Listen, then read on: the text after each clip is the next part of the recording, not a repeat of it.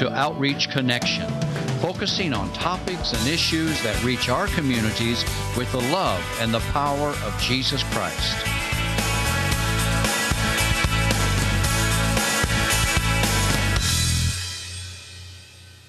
And welcome again to Outreach Connection. I am so glad that you have joined us here in the studio for Outreach Connection, and where we are reaching out for the cause of the Lord Jesus Christ and to show others out there that there is so much that is to be offered from Him.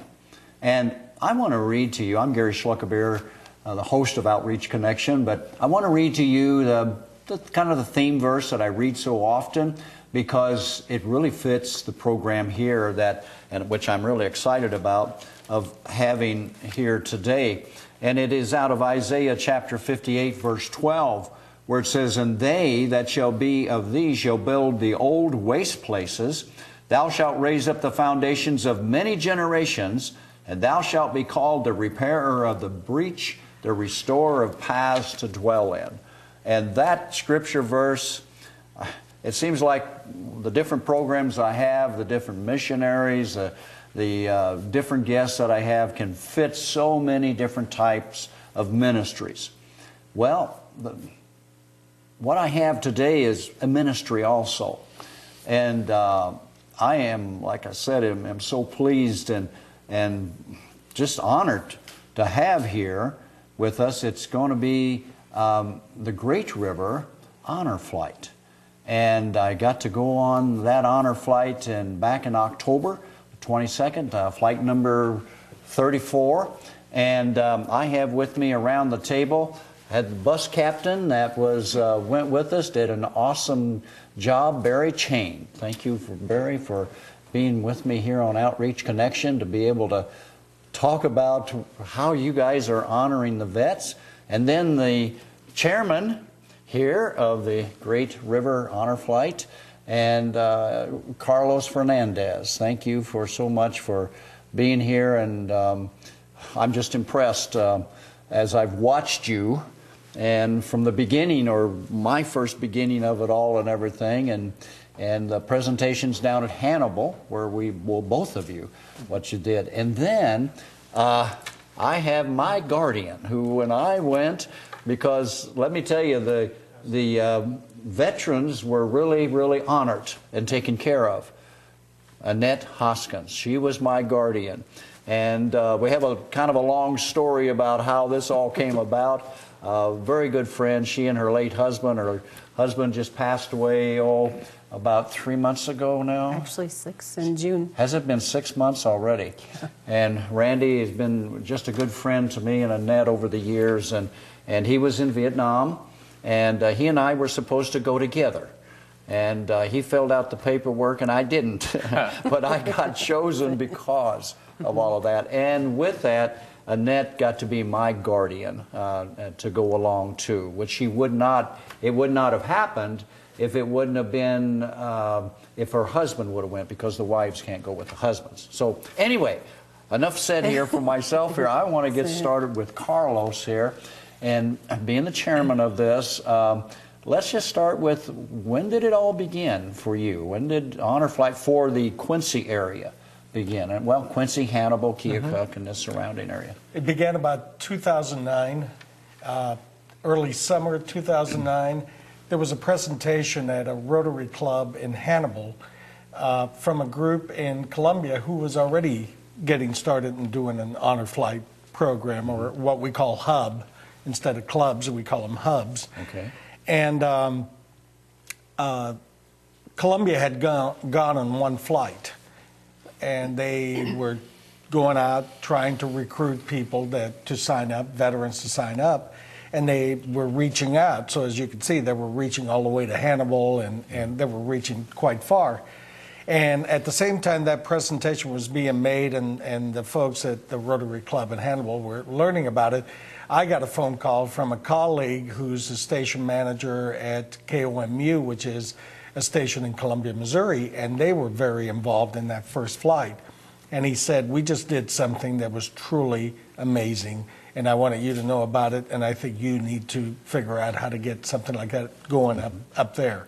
So somehow the group that heard the Rotary presentation and then myself figuring out, we somehow got together, and I still don't know to this day how we did it, because it just seems like it would have been easy for us to work totally separate of each other. But somehow we all got together, met all kinds of new friends I'd never met before. Well, let me interrupt you a minute, because let me tell you what we call that here at Outreach Connection. Divine intervention. It was a good divine intervention. You got that right. It was a God thing. Yeah. Okay. I didn't mean to interrupt you. I assume that was probably a good guess. Where I was headed. Okay. And we started working about it, and 6 years later, I go around now and talk to people, and I don't even say Great River Honor Flight. I just say Honor Flight, and everybody has heard about it and all of that. That wasn't the case 6 years ago. I would go around talking to groups and saying there's this idea and the concept of it, and people would just kind of, that's interesting, and I try to relate it to the incredible effort that all of these veterans, especially at the time, it was just World War II that it was, because that's how the program got started. Because it was the World War II Memorial got built in 2004, and so the whole point was, here's a memorial being built for these great veterans, and most of them probably will never see it because they're either too old or too frail or whatever it may be. And so try to relate, back to 60 years ago at that time, 70 years, and say this was something that should still be celebrated and should still be honored, and that's how I got started. And before I go to Barry here, I remember that afternoon, I think it was that afternoon down in Hannibal when you were talking, I believe it was you that talked about there was a World War II vet, and as far as being welcomed home, here's a cup of coffee and a donut. Welcome home. They didn't get the ticker tape. Everybody thinks World War II vets all got ticker tape parades, and this one said, I walked down the plank of my ship, there was a Red Cross person at the bottom, she handed me a carton of milk and said, welcome home. He said, that was my ticker tape parade. That was it. And it was for many, majority, let's just say, majority. Now, Barry Chains, you're a career Air Force, correct? Yes, sir. Retired as a lieutenant colonel. And perfect match, which we were talking about before, perfect match, perfect fit. Barry was our tour guide, bus captain, to use a military term, or I want to say tour guide. And you lived in Washington, D.C. for many years and served there and served in the Pentagon. Let's just go ahead and tell us your story a little bit and how you got hooked up, because you just did an awesome job. You were there at 9/11 and involved in all of that too. Yes, sir. Well, first of all, what an honor to take any honor flight mission to Washington, D.C. and be a part of what I think my passion is. I know my passion is to give back to my fellow veterans. And after 28 years of service in the Air Force, both enlisted and officer, it seemed like a natural fit. So for nearly the last 15 months, I've been involved with that. And I guess for me, most personally, is that it's my way to thank those veterans who made military service continue to be honorable when it was my turn.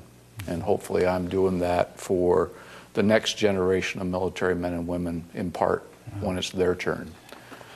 One of the things that impressed me so much as we got on the bus to begin our, when we went to St. Louis, we didn't leave without prayer. Was that you?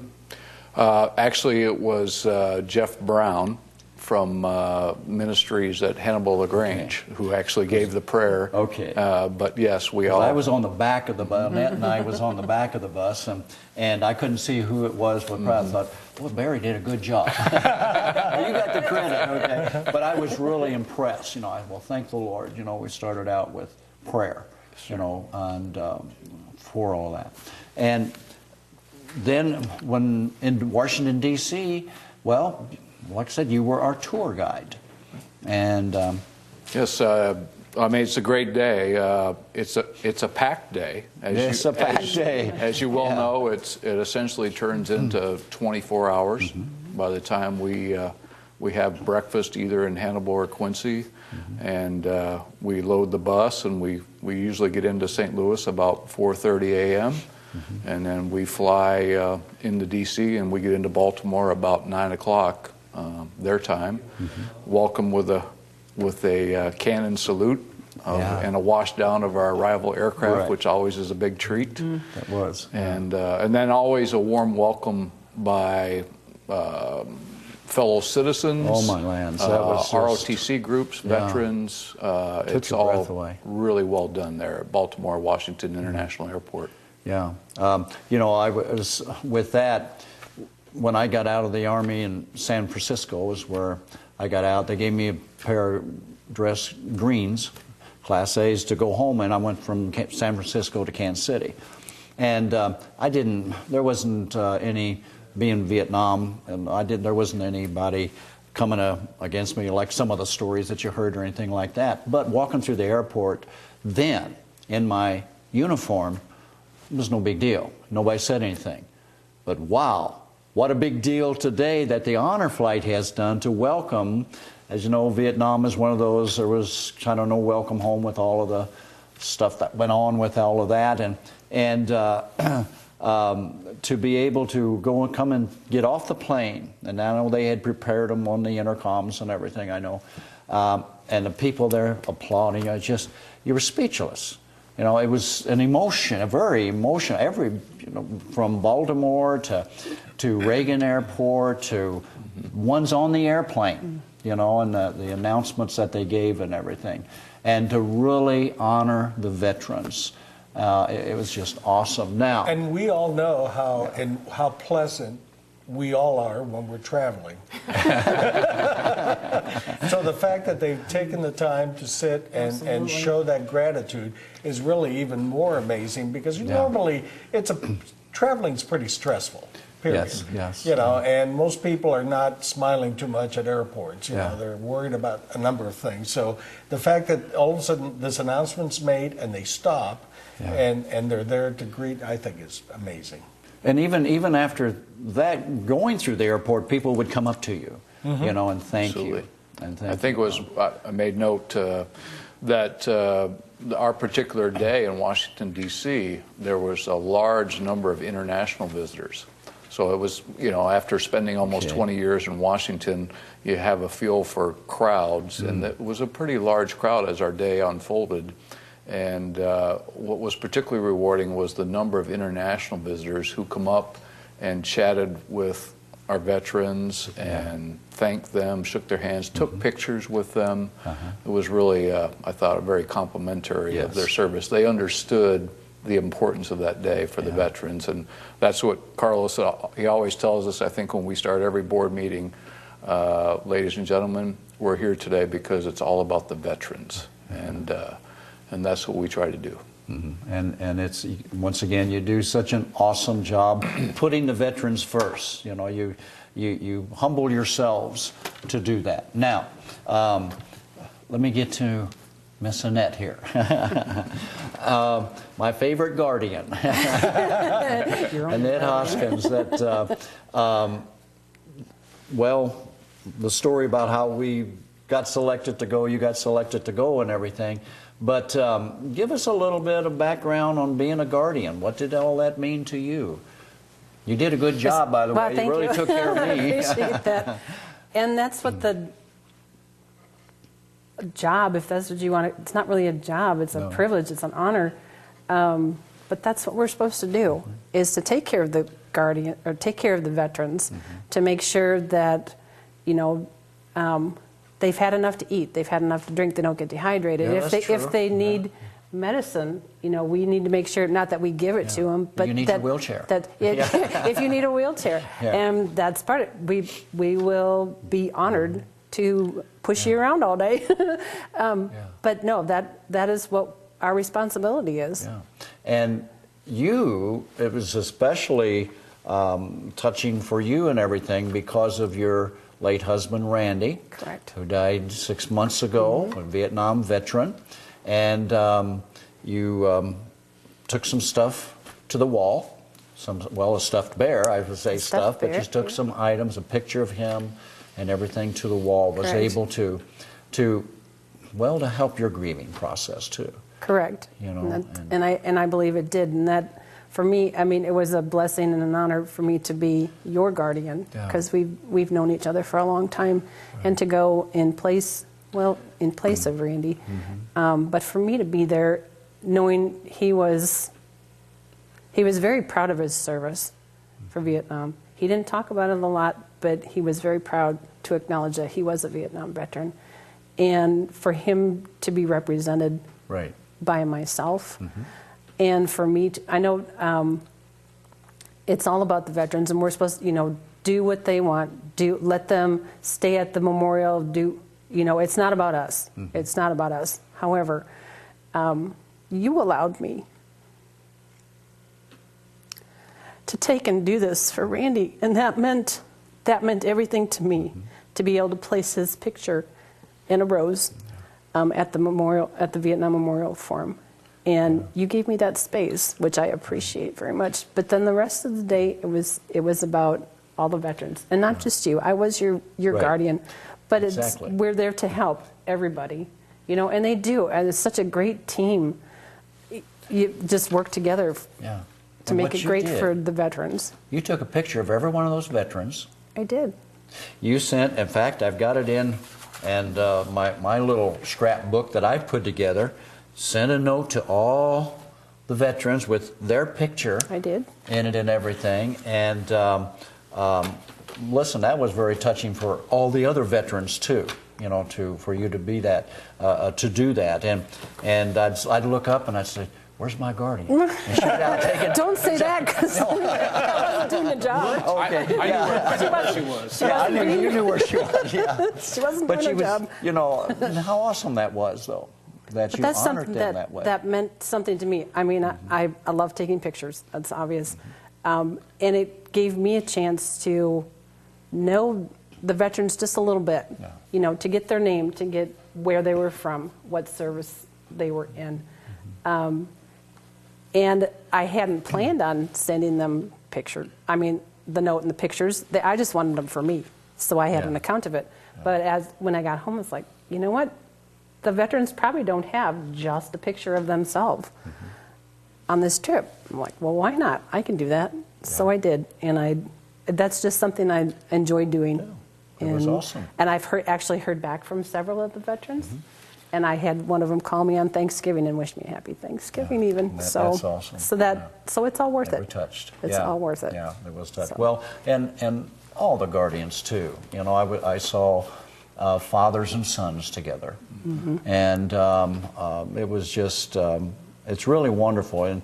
And Carlos, while we're talking about that, how can somebody sign up to be a guardian or to go as a veteran? And I just want to encourage you veterans out there, if you haven't signed up to go on this honor flight trip, I encourage you to do it, because I've heard different ones say, well, I don't know if I want to do that or not.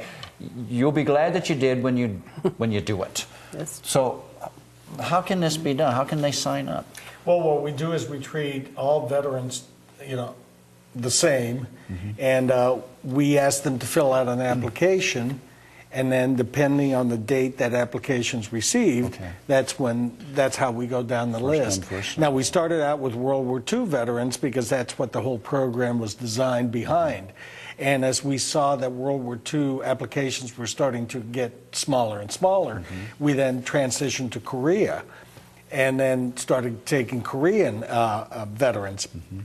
I believe our first Korean veteran went on flight number 13, which was in the third year of it. And then our first Vietnam veteran went on flight 20. So we keep transitioning to the next group and the next group. And I know we've talked about it, that many veterans say, well, I didn't see any action, or I was stateside, or I was doing. And our point is, that wasn't your call. That was the call by someone, your superior, who decided where you were, needed most. you answered the call of duty to your country, and that's what we're here to celebrate. Yeah. And then this goes on because people give funds, organizations give funds towards the honor flight. How can, if anybody that's watching us wants to give out there, how can that be done? By the way, if you want to sign up to go on an honor flight, the best place to go and get an application is to go to the website, which is wgem.com/honorflight. And the 2 applications for veterans and guardians are there. You can just print them out and fill them out.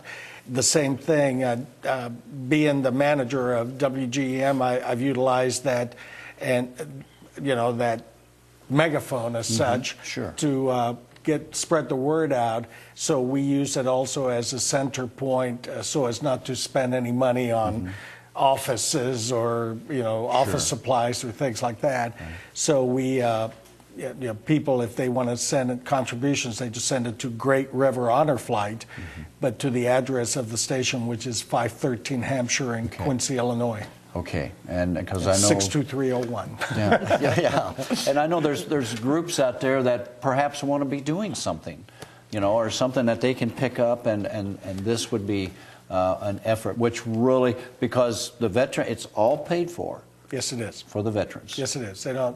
In fact, we tell the story of early on when there were only, 3, 4 flights in. So it's only like we take about 35 veterans per flight. So it was a very manageable group, and so we knew everybody by face. We recognized them. We did everything, and we told them, they tried to send us money, and we sent it right back because we recognized the name, and we just sent it right back. Well, 6 years later, we've taken 1,069 veterans. And even those early veterans where we'd send the money back, they'd send the check back with their wives having signed it, as opposed to them, because we said, we do not accept money from veterans. This is our turn to say thanks to you. They said, no, you keep doing what you're doing, and here's money for it. Yeah. But it's that's awesome. It is great, and it's been all supported by donations, and we really thought that after 4 or 5 flights, people would just get bored with this and move on to something else. So as you said, you went on 34th flight, and we've got 6 more planned for next year. So, it just keeps going. Yeah. And the other thing is the planning that you do. It is so precise, timed out. It has to be the bus ride from Baltimore to Washington, D.C., what if you hit a traffic jam or something? All of it is so timed out, it's so precise. And, of course, you got to have us back at the airports to catch the flights home, and everything. I think it's really important to note that, as the flight captain, you're the logistics person for the day. But all of the people we work with, from providing the meals to TSA, to the Southwest Airlines, they all are wonderful. Yeah. They're very flexible. They can adjust sometimes. They adjust the support as required, and we owe them a great thanks for what they do. It's really good. Yeah, I always remember the flight. We had a flight where our bus actually broke down on the way down to St. Louis. So we got to St. Louis 2 hours late, so we couldn't get the original flight. Now you can imagine it's okay to try to find a flight for 1 or 2 people. It's a little bit harder to find a flight that has 56 seats available. Yes, right. But Southwest did it. They did. And so we showed up. When we arrived at Baltimore, we were 2 hours late, and yet when we got there 2 hours late, that water cannon salute that you got when you arrived, those guys were out there. Oh.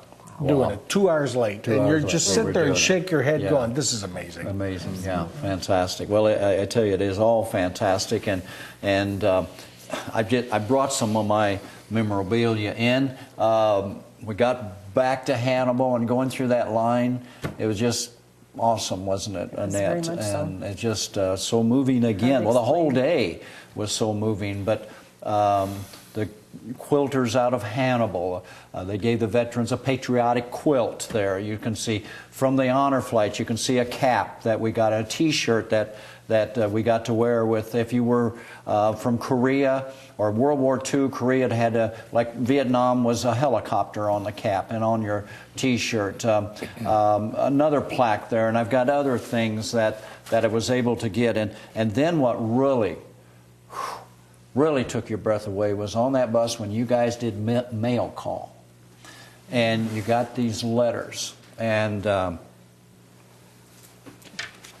see. Do you want a Kleenex? Yeah, I might need a Kleenex. Yeah. But you got the mail call and letters from school students. Letters from and I've got them all, as you can see. I put them in a little scrapbook here. The different things and little flags being painted and everything, and different things. And then, of course, what really got me was from my grandchildren and my children. Well, let me close that up.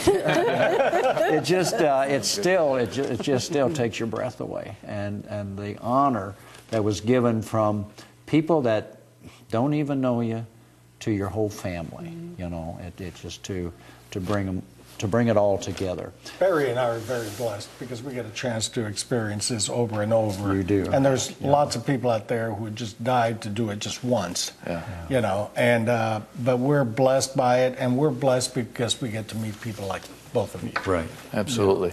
Yeah. The time, when you have the time and the veteran is able to share their story with you, it's just a beautiful thing. As a career military man, I marvel because the things that a gentleman talked to me about, he was point man in Vietnam for 1 year straight. Wow. In combat. That's huge. That's huge. And he told me about those experiences all the way back on the flight from D.C. back to St. Louis. We talked about it the entire trip, a 2-hour flight. And he needed that. And it was good. Yeah. So He needed that. Right. just one other thing we're trying to advocate for veterans is to establish a Veterans Assistance Commission here in the county. And a couple weeks ago, I had the honor to present to the county board. So we're hoping to do some more things for the veterans that need some emergent need, like some rent, some utilities, some auto help. Okay. So we hope that moves forward in the right way. Oh, you're doing so much. Well, listen, we're coming down to seconds here, and thank you all again for being with me, for coming here and showing everybody, telling everybody about and especially, if I want to say, for the veterans that are out there. Veterans, if you haven't signed up, think about it. Just contact WGEM and there where the address that was given. Tell somebody else about the program here, other veterans that needs to hear this as this program is aired throughout the week. Listen, God bless you, and thank you for joining us here. I'm Gary Schluckerberry, your host on Outreach Connection, and just God bless the veterans. God be with you, and thank you all again. Really appreciate it. Bless. Contact us at Outreach Connection, WTJR 222 North 6th Street, Quincy, Illinois 62301.